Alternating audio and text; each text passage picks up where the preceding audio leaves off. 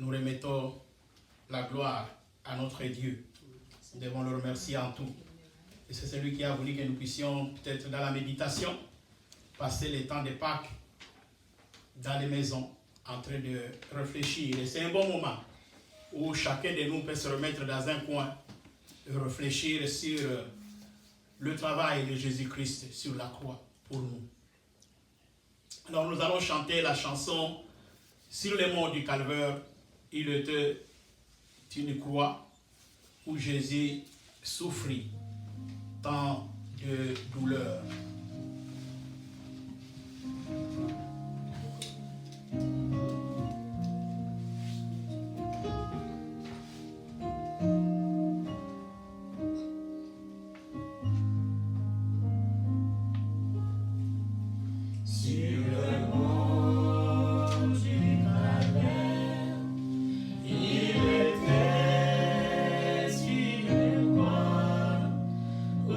Jésus souffrit tant de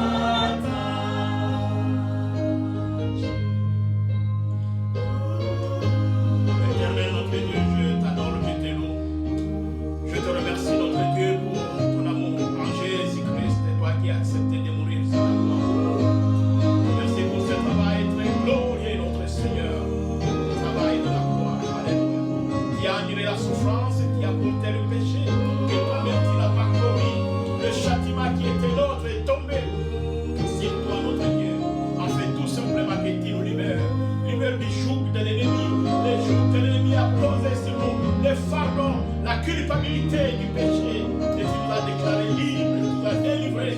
Et aujourd'hui, nous avons la foi en toi, notre Dieu.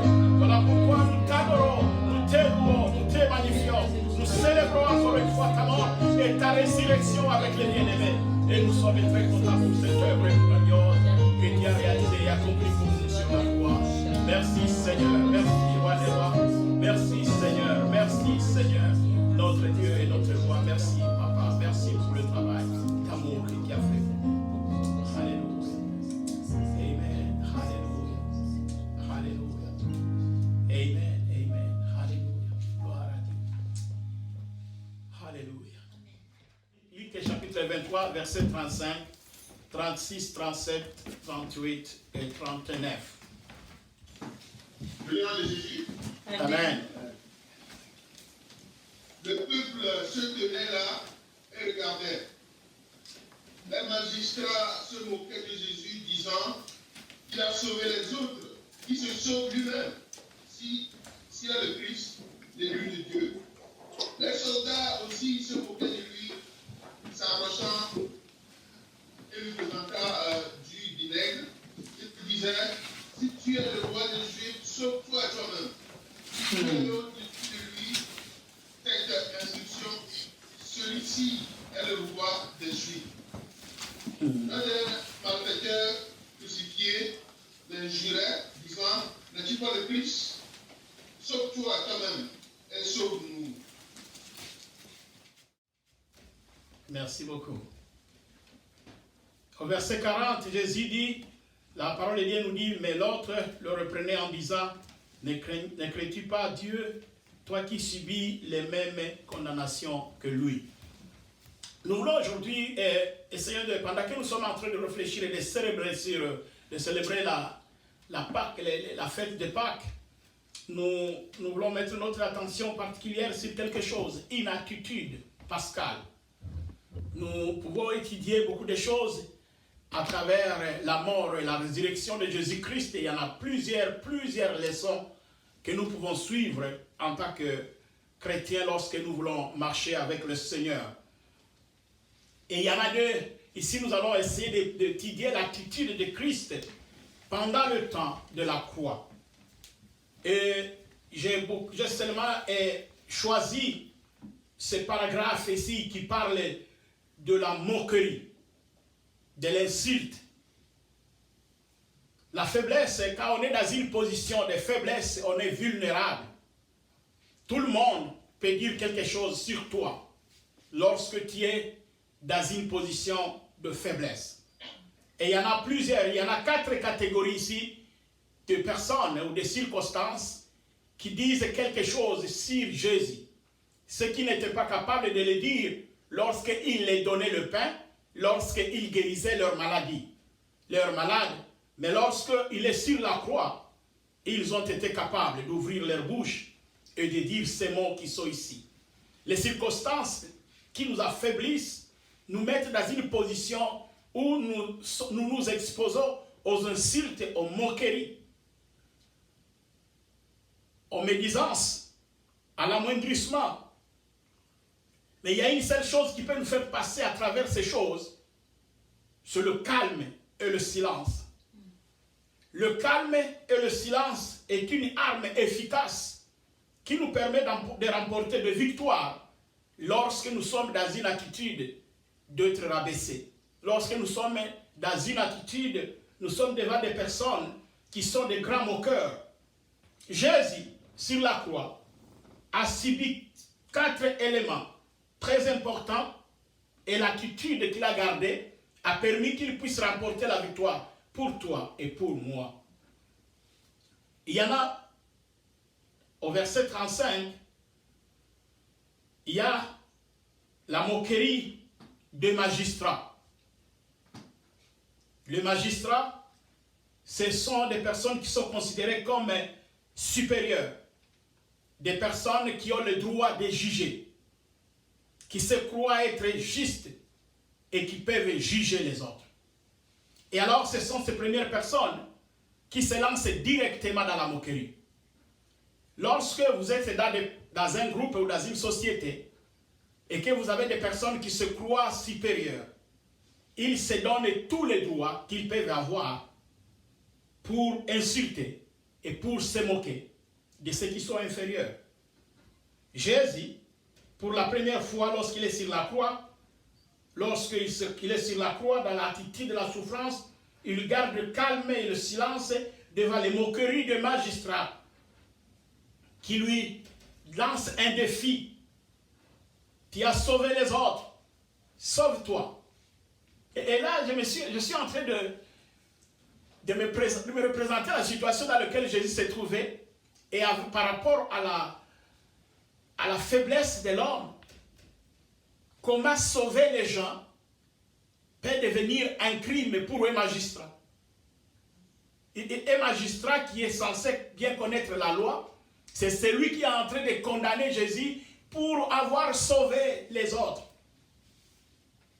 Vous savez, lorsque les gens se lancent dans une action de moquerie, ils arrivent à rabaisser, à amoindrir même les choses les plus importantes, même les plus importantes pour eux.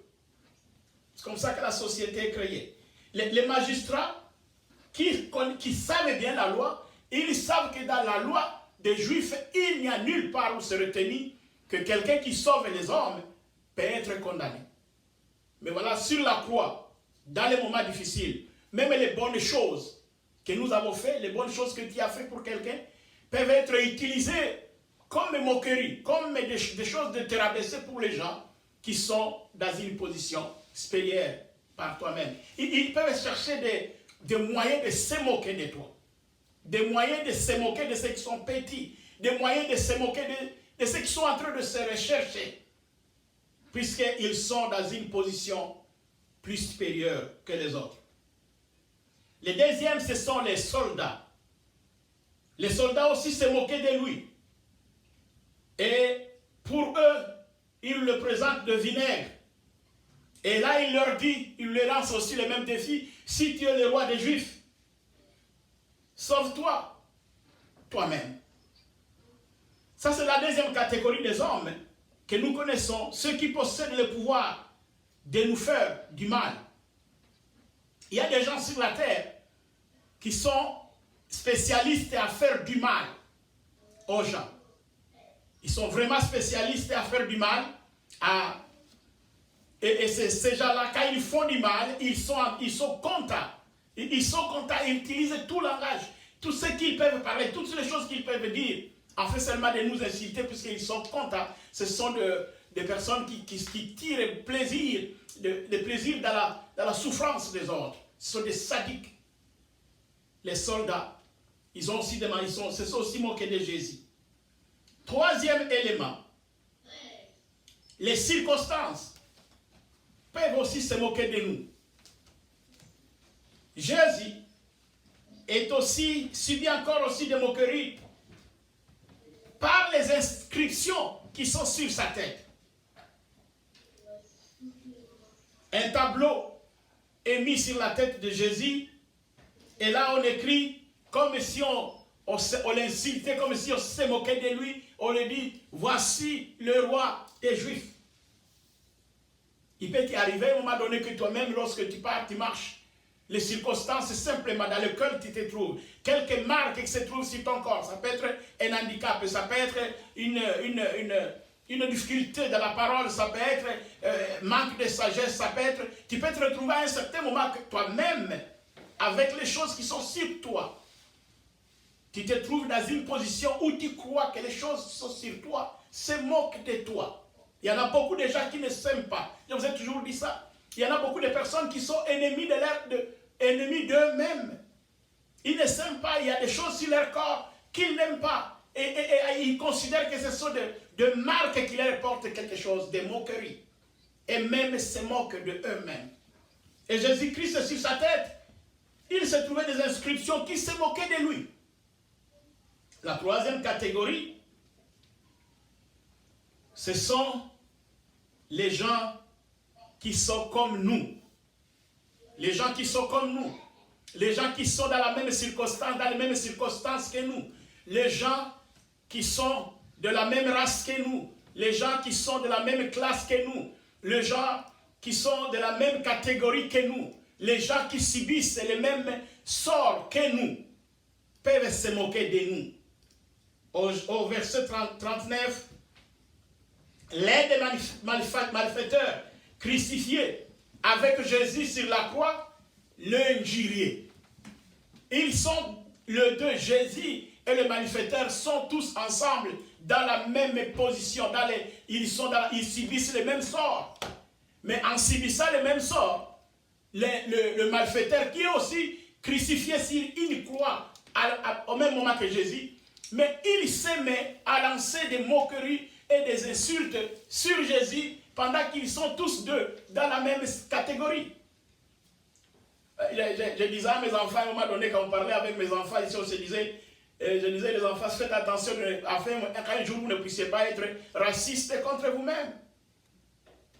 Il y a des gens qui ne s'aiment pas. Il y a des gens qui, lorsque nous sommes dans la même catégorie, mais dans la même catégorie, nous avons les mêmes conditions de vie, nous avons les mêmes problèmes, nous vivons les mêmes souffrances, mais nous nous insultons. Les uns insultent les autres, les uns se moquent des autres.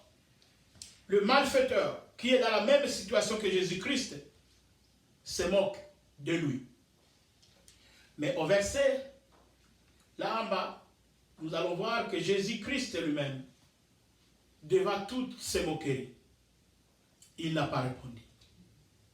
La chose qu'il a gardée, c'est le calme et le silence.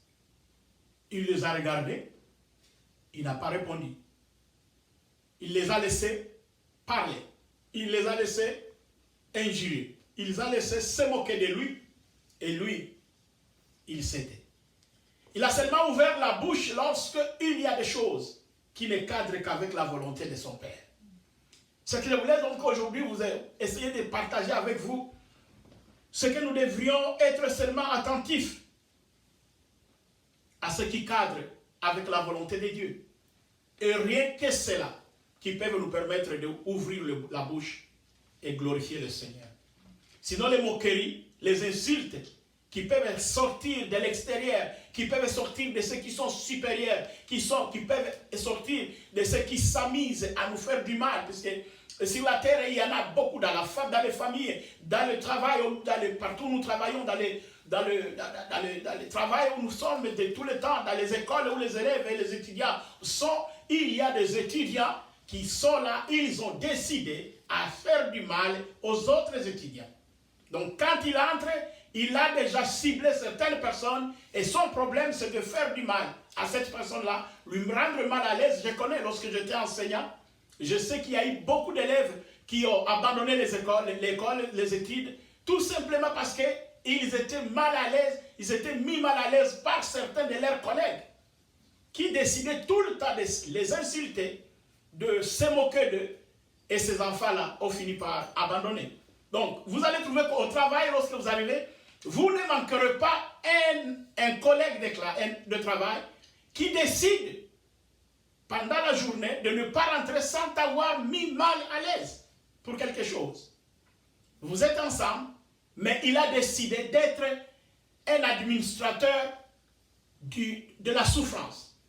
Il n'est pas content s'il n'a pas encore blessé quelqu'un. Il est là toujours, c'est son travail, il doit rentrer à la maison après avoir blessé un collègue. Et nous vivons avec ces gens-là, nous vivons avec des patrons. Quand nous travaillons avec eux, ce sont des gens qui ont le pouvoir sur nous, mais à tout moment, ils ne peuvent jamais apprécier l'effort que nous faisons, que vous faites, que l'autre fait. Ils sont des grands amoindrisseurs. Et ça fait mal lorsque vous êtes avec quelqu'un qui est votre boss, que chaque fois que vous faites quelque chose, il pense que vous n'avez rien fait. Il vous considère que vous n'avez rien fait. Alors vous vous sentez malade, vous vous sentez blessé à tout moment. Mais il y a quelque chose qui peut vous aider à passer à travers tout ça. Aujourd'hui, quand nous célébrons Pâques, nous pouvons comprendre qu'il y a une bonne attitude qu'un chrétien peut prendre. Lorsqu'on passe par des moments comme ça, prenons Jésus-Christ comme notre exemple. Que ceux qui sont supérieurs à nous, les magistrats, les gens qui ont le droit de nous juger, lorsqu'ils se moquent de nous, gardons silence, soyons calmes. Que ceux-là qui ont décidé d'être des personnes qui nous pincent toujours, parlent, qui nous font mal, comme les soldats, gardons silence.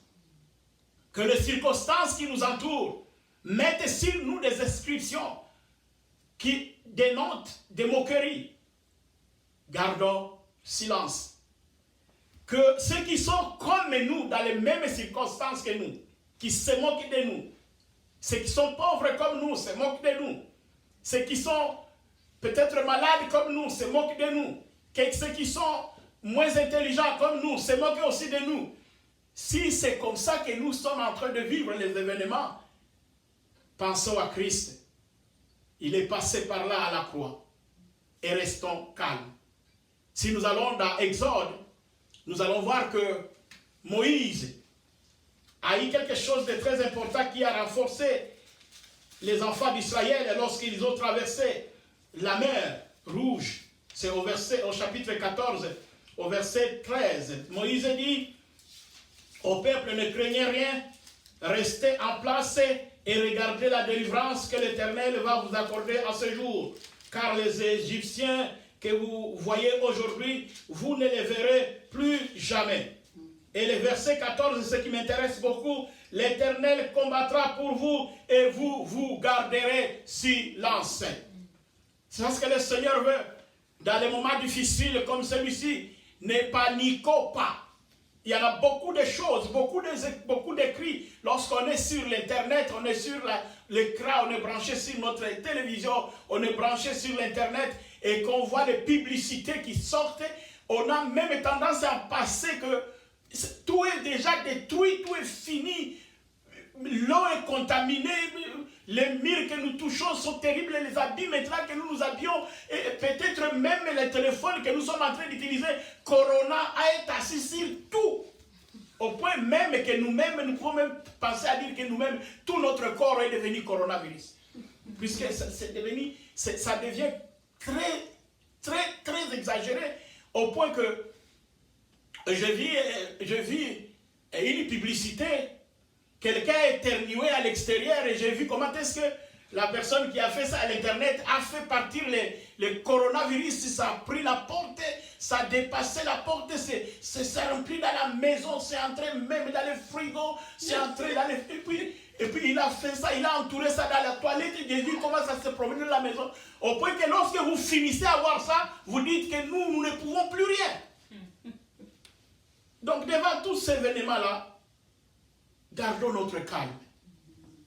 Dans les moments difficiles, nous ne pouvons pas développer un reni pour dire que non, nous ne savons pas que la chose est dure, la chose est difficile, le moment est dur. Nous ne pouvons pas nier ça. Nous ne pouvons pas commencer à dire non, ce n'est pas grave, non, ce n'est pas... Non. Mais même si c'est grave, nous ne pouvons pas nous tuer. Nous n'allons pas nous détruire. Nous n'allons pas commencer à développer de la psychose pour dire que non, ça ne va pas et les choses ne marcheront pas. Nous avons un sauveur. Nous avons Christ qui nous dit, regardez la délivrance. Fixez votre yeux sur la délivrance. Fixez les yeux sur la délivrance, sur l'objectif et sur Jésus. Et gardez calme. Et le reste vont bien se passer. La victoire sera gagnée. Puisque notre Seigneur, il est passé par là, il a été objet de moquerie, il pouvait rappeler les gens qui l'ont maltraité, qui l'ont dit, sauve-toi, tu as sauvé les autres. Il pouvait aussi répondre, il pouvait dire, voilà comment est-ce que vous êtes ingrat. Voilà ce que je vous ai fait maintenant aujourd'hui, vous considérez, là-bas, lorsque j'étais encore au monde, vous étiez en train de me chercher. Et Jésus n'a pas répondu. Il restait calme, puisque lui, il ne peut répondre et il ne peut agir que s'il y a quelque chose qui cadre avec la volonté de son Père. C'est lorsqu'il y a eu un cœur dans l'humilité qui cherchait le salut, l'autre malfaiteur qui était à côté, lorsque lui a ouvert la bouche à reconnaître que Jésus-Christ est le Seigneur, il dit, lorsque tu seras dans le paradis, souviens-toi de moi. Alors là, Jésus a répondu, il a dit, voilà, c'est au moins ça cadre avec la volonté de mon Père. Et là, il a répondu, il a ouvert maintenant la bouche, il a dit, tu seras avec moi aujourd'hui dans le paradis. Nous ne pouvons nous permettre d'ouvrir nos bouches que lorsque nous nous trouvons dans des circonstances qui glorifient le Seigneur, ce qui cadre avec la volonté de Dieu. Mais lorsque nous sommes avec des moqueurs, les gens qui se moquent des autres, les gens qui minimisent, qui amoindrissent, nous devons garder le calme et le Seigneur agira à notre place. Voilà ce que nous devrions retenir aujourd'hui. Ce que je voulais seulement que nous puissions réfléchir. Vous allez continuer à lire ces versets qui sont là-bas. Vous allez comprendre davantage ce que notre Seigneur veut que nous puissions apprendre. Mais je voudrais qu'à quelques lignes comprendre ensemble avec vous, focaliser sur quelque chose. Qu'est-ce que nous faisons lorsque nous vivons dans un milieu de moqueurs? Nous gardons silence. Nous allons prier le Seigneur. Éternel notre Dieu, nous te sommes infiniment reconnaissants pour ce bon travail que tu as fait pour nous sur la croix. Et aujourd'hui encore, nous sommes très reconnaissants, Père, pour avoir encore le souffle de vie et de vivre encore ces moments précieux où nous nous rappelons de la mort, de la résurrection de celui qui est notre Sauveur, Jésus-Christ. Merci pour la souffrance que tu as endurée, Jésus. Tu as enduré de la souffrance sur la croix pour nous, pour ton Église, afin que nous puissions, par le sang de l'agneau, tu puisses te préparer une épouse que toi-même tu purifies par le sang. Nous t'adorons, nous t'élouons, nous te magnifions. Exaltons ton Seigneur, notre Dieu, et nous nous recommandons à toi que lorsque nous passons par les ténèbres et par les moments difficiles, lorsque nous passons par les moments que nous ne comprenons pas, où nous vivons dans une société ou dans une vie où nous ne sommes pas capables de comprendre les choses qui sont autour de nous, apprends-nous à rester calmes et à attendre de toi, Seigneur, qu'est-ce que tu vas faire pour nous. Je prie pour ma fille, mon fils, mon frère, ma soeur. Je prie pour mes amis avec qui nous sommes connectés maintenant à travers les différentes maisons. Oh Père, nous prions afin que nous tous nous puissions encore être protégés par toi. Et surtout par la foi, garder silence et évite-nous de paniquer pendant ce temps difficile dans lequel nous passons. C'est là dans les noms glorieux de notre Seigneur nous prions. Amen.